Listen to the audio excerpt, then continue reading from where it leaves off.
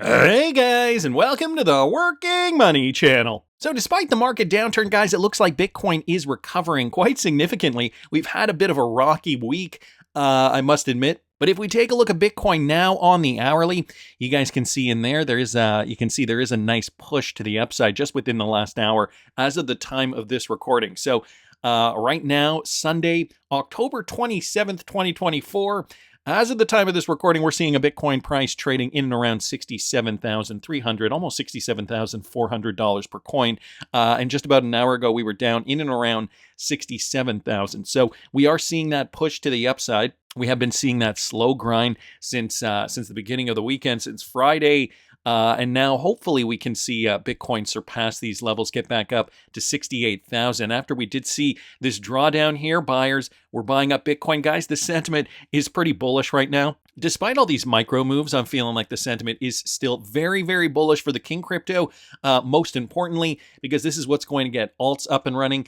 And then eventually we will see those altcoins start to shine. So Bitcoin still continuing now its trajectory upward. I have just switched the chart to the one-day chart, and you can see Bitcoin now over the last couple of days turning green, slowly making its way up. So we got to get out of the funk, all that selling pressure that we saw on Friday, October the 25th, and this day too, Wednesday, October the 23rd. There was a lot of negativity, including that Tether FUD that we heard about just on Friday. But guys, it looks like we are climbing out of that.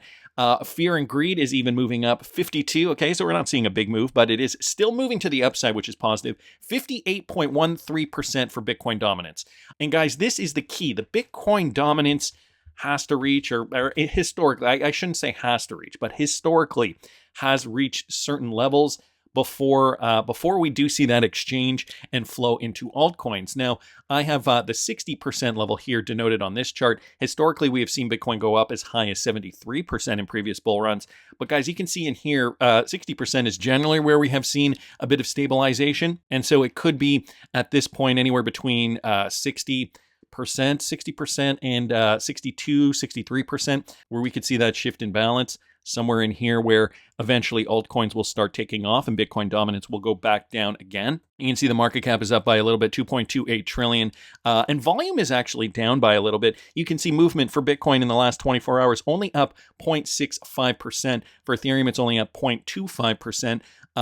For other cryptocurrencies like Binance Coin, which is generally a big mover, only up 0.21%. Solana is actually seeing a nice pump, 3.9% in the last 24 hours.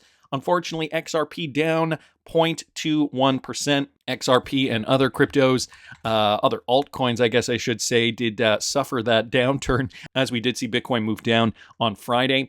And XRP also struggling to make its way up. So what happens next, guys? What happens to Bitcoin price if, for example, Microsoft shareholders vote to buy Bitcoin? Now, I did talk about that a little bit in yesterday's video, which I will link up here in the top right-hand corner. Microsoft's upcoming vote on whether or not to build a Bitcoin position is just another sign of corporations and institutional investors' growing interest in Bitcoin. So guys, the interest in Bitcoin is obviously not slowing down. I will link this article in the description of the video for you. I'm not going to read through the full thing, but I did want to talk about a few strategies here if, in fact, they do decide to go ahead with this. Right down here, if Microsoft decides to invest in Bitcoin, several methods are available. The company could directly purchase Bitcoin on regular exchanges, similar to how Tesla acquired its holdings.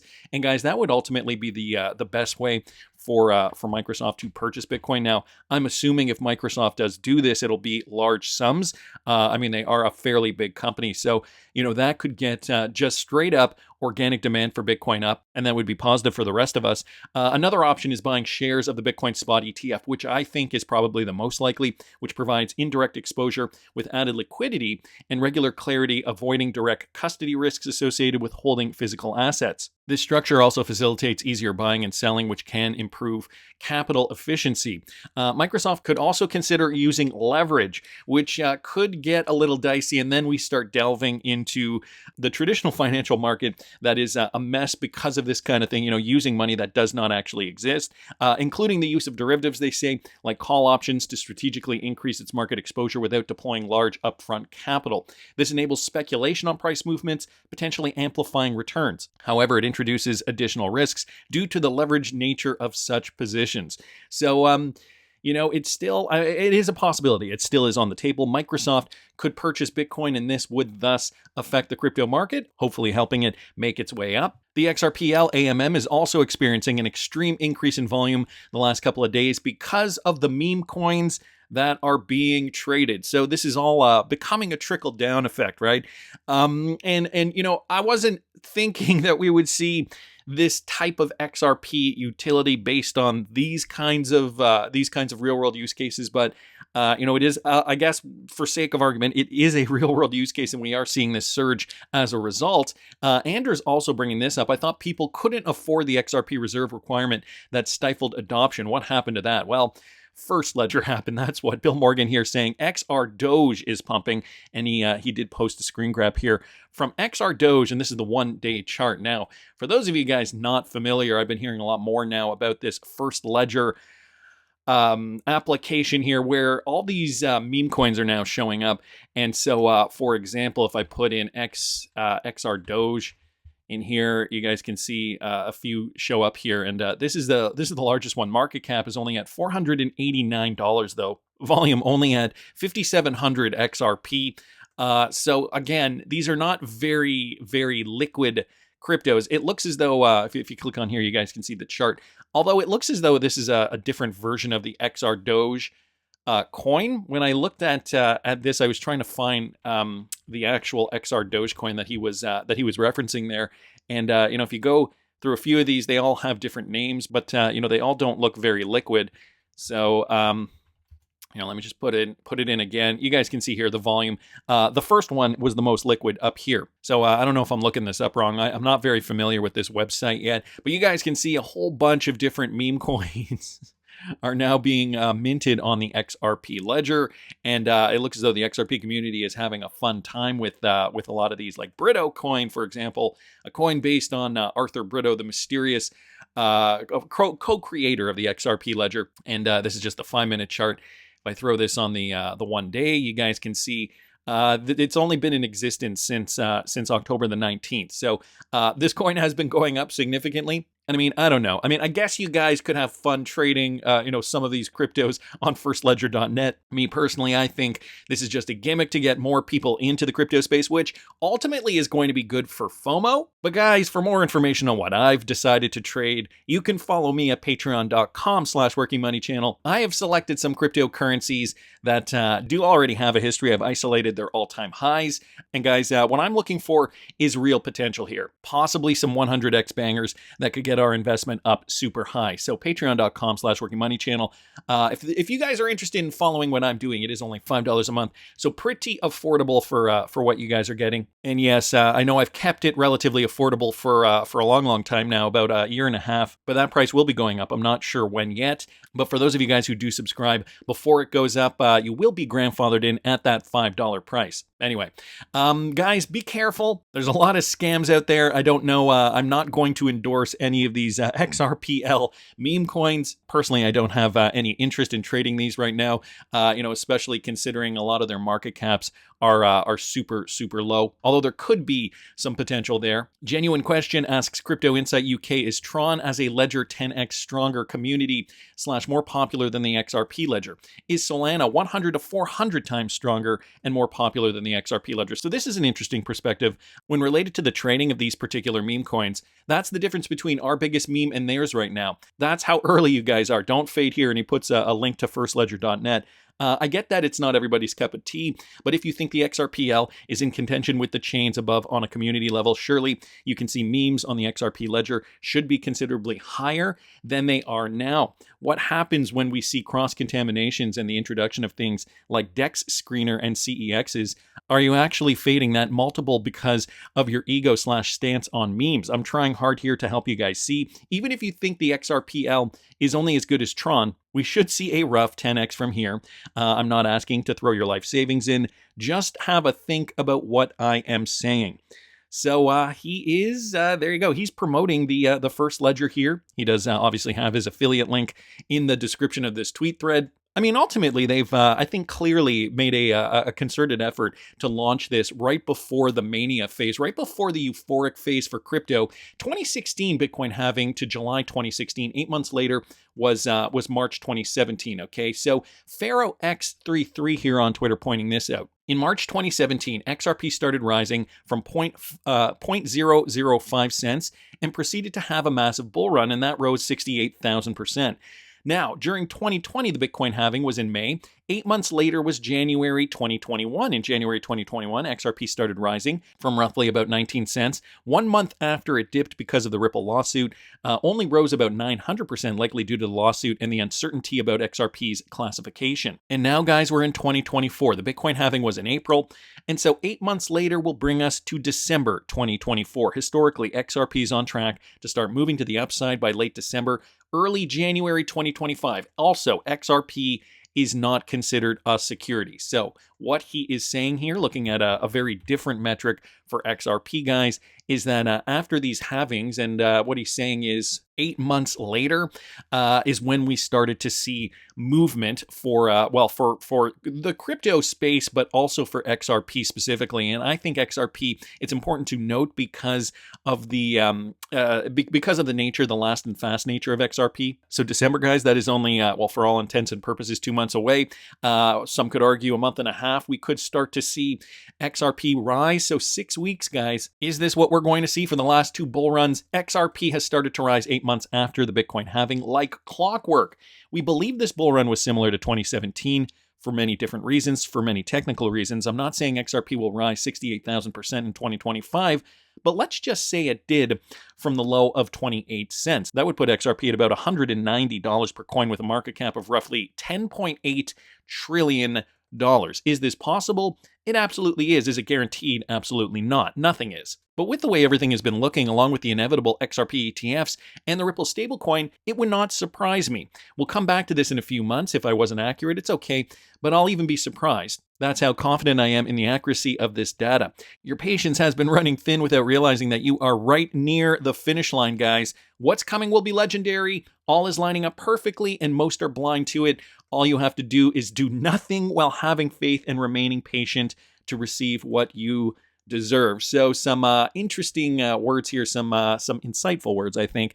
And, I love when people bring up this type of data when looking at these charts and seeing patterns from, different angles here. Again, 8 months post-halving is when, at least in the last two bull runs, is when we saw XRP really start to move. So let's keep our eye on December. That is only 6 weeks away, guys. Sir Trades a lot here, also bringing this up. So this bull run is going to look a lot different because the infrastructure is a lot more stable. And when I say stable and when I say infrastructure, I mean surrounding crypto, generally from that enterprise level. Uphold RLUSD stablecoin integration via Apple Pay. Now, Dr. Martin Hisbach, he brought this up. Uphold's crypto master plan has been revealed. The RLUSD stablecoin integration is going to be central to Uphold's strategy. Nancy Beaton, Chief Revenue and Marketing Officer in Uphold, did speak about this at the Ripple Swell conference. She was actually interviewed by Tony Edward.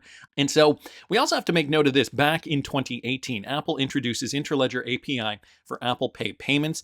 The support is now introduced for Safari web browser and Mac OS and iOS. Again, this has been in the works for 6 years now. But since then, a lot has occurred. Ripple and Apple's collaboration signal a major shift towards crypto adoption.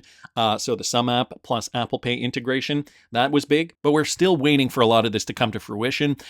Here is the clip. I'm just going to play you guys this clip from Tony Edwards' Thinking Crypto podcast when he was over there at Swell. Listen to this. Partnering with Ripple with the RLUSD stablecoin launch. Can you tell us a bit about that? Yeah, so we announced today that we're going to be a launch partner for when RLUSD launches. It's great, number one, for our community. We have a large contingency of XRP holders since we never delisted. So I think they're anxiously awaiting the launch of RLUSD. So we're excited about that and excited to be a large launch partner. And then I think just stable coins in general, right? It's the killer use case for utility in crypto. So I think that trend, I think that category will continue to build and get stronger and stronger. To your point, it seems like stablecoins are the killer app as of right now for a blockchain because people want US-backed stablecoins. It's a world reserve currency, and it seems like in Latin America, South America, wherever, they do want that. They do. It's really about solving customer needs. Mm. So, if you think about the ability to have cross-border payments, compared to trying to send money overseas, right? It's complicated, it's expensive, it's only during the weekdays. And so if you think about, peer-to-peer payments or being able to settle with people in other countries, it's 24/7. It's really cost effective. It's 2 cents versus $12. And it's super easy to use, and, it's frictionless. So it's an easy way for you to settle. So I think it really will prove out to be a really great use case in crypto. So with regards to the stable coins on your platform, including RLUSD, as far as the pairs, will that be used as a pair as well to buy other cryptocurrencies, or will it just simply be you can enter this stable coin and then use it? Yes. So on Uphold, we're anything to anything. Okay. So, you're not going to be limited to certain pairs. You can take RLUSD to Bitcoin, Bitcoin to RLUSD. You could take RLUSD to gold. So on our platform, you can really trade anything to anything. So it makes it really easy for the user to get in and out of what they want. So some interesting insight here from Nancy Beaton, Chief Revenue and Marketing Officer over there at Uphold, with regards to the RLUSD specifically. And since, there are many XRP holders who are signed up for Uphold, of course, they were the only cryptocurrency exchange in the United States. I guess they were only one of, I thought they were one of two, but maybe they were the only ones that decided not to delist XRP. Well, they obviously got a lot of attention from that, and XRP holders did decide to stick with them. Now, I'm just going to fast forward a little bit here in the interview, Wall Street entering crypto, and Tony's questions regarding this. Listen to this. Given that you got in 2018, looking back now, are you amazed by the growth, Wall Street's here, ETFs, tokenization? It seems there's a new level of validity to the industry and asset class. Yes, I think this space is going to grow up and grow up fast. Since 2018, when, it used to be you would launch an ICO token, or you would have, a presentation you would take out to the market and try to get funding. And then there was regulatory issues, and then everybody thought it was going to dampen, but it's a very vibrant community. So I think it is growing up, and I think it's going to grow up pretty quickly. I think stablecoins are going to be a huge fueling to the whole ecosystem. I think they are going to be a glide path for new people to get into the space. So I think they will invite people in just through the ease of cross-border payments, remittance, peer-to-peer. And then I think people will gradually get into the larger space as well. That's right, guys. It's only going to grow from here, and the infrastructure is going to play a critical role in that, which brings me to this next clip here. And I couldn't believe this when I saw this video just out on Interledger's YouTube page. This was just reported a couple of days ago. This was originally tweeted out by Anders on October the 24th. Get this, Coil is creating a new version of the Codius project. Yes, apparently it is happening. Even David Schwartz did comment on this back in August of 2023. When Scam Detective did ask, thank you, David, has Ripple also completely abandoned Codius? Is anyone working on it to your knowledge? David Schwartz did respond, I'm still trying to revive it. The technological pieces we were missing exist now, and I think there are some demonstrated market needs that it can address. I wish I could say more, but this is probably more than I should be sharing. So even back last year, David Schwartz did say that they were, in fact, revisiting Codius. Fast forward to just a couple of days ago, and we got this, reimagining global payments with the creators of Interledger, Stefan Thomas and Evan Schwartz. Guys, listen to this. I think Codius has always been this sort of idea that everyone's still very interested in. It still seems like a very good idea, but it's taken a bit of a back seat compared to Interledger, because Interledger seems like the thing that you need to enable it. Currently, there is a bit of work going on Codius here at Coil. We haven't shut down entirely. We've, spun down quite a lot, but we still have some things going on. And one of those things is a new version of Codius. So I don't want to say too much yet, because it obviously still very early days. So a year later, they're still saying it's very early days, but they are continuing development on Codius, guys. So could we in fact see something else come out of that? Perhaps they're all trying to coincide with this launch. 2025 looking to shape up to be a very interesting year. Of course, you coincide that with the mass liquidity that we're going to see in the crypto space when XRP does see new heights. That's just my presumption. I want to hear what you guys think. Please subscribe to this channel if you haven't already. And if you want to follow me and what I'm doing, you can follow at patreon.com/workingmoneychannel for only $5 a month. Again, put a comment down in the comment section. I always love hearing your comments. Like the video, it really does help with the YouTube algorithm. And I will see you guys in the next one.